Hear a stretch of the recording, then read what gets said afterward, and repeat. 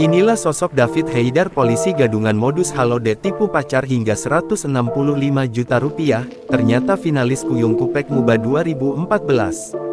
Sosok pria asal Palembang bernama David Haidar Pratama, 26, polisi gadungan yang menipu pacarnya di Kabupaten Bandung hingga 165 juta rupiah.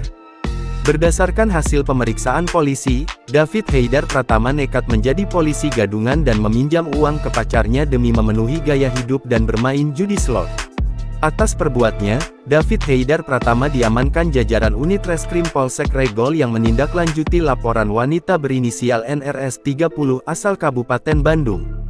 Dalam melancarkan aksinya, terungkap bahwa David Haidar mengaku sebagai anggota polisi berpangkat AKP yang bertugas di Bareskrim Mabes Polri. Dia membeli seragam anggota polisi secara online untuk menipu korbannya. Sosok David Haidar Pratama adalah pria asal Palembang, Sumatera Selatan.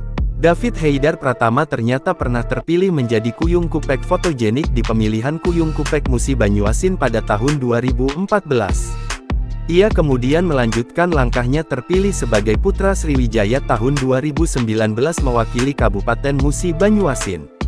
Pria dengan gelar pendidikan Eskom Mikom ini juga sempat menjabat sebagai Ketua Pelaksana Kegiatan Mubes Ikatan Kuyung Kupek Musi Banyuasin tahun 2022.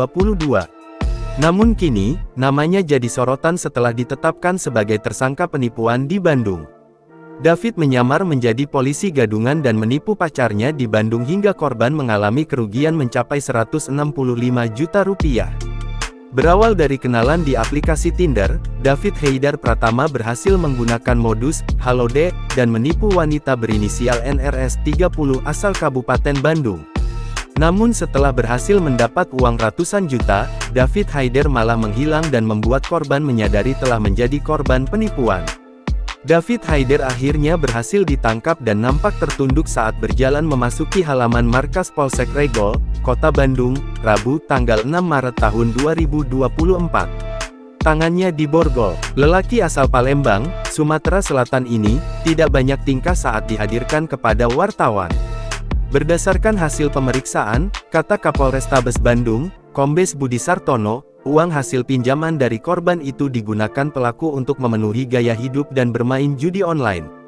Penipuan tersebut uangnya digunakan untuk gaya hidup. Untuk membeli sesuatu ada judi slot, kerugian korban 165 juta, ucapnya. Tersangka dijerat dengan 378 KUHP tentang penipuan dengan kurungan 4 tahun, ucapnya. Download Tribun X sekarang, menghadirkan lokal menjadi Indonesia.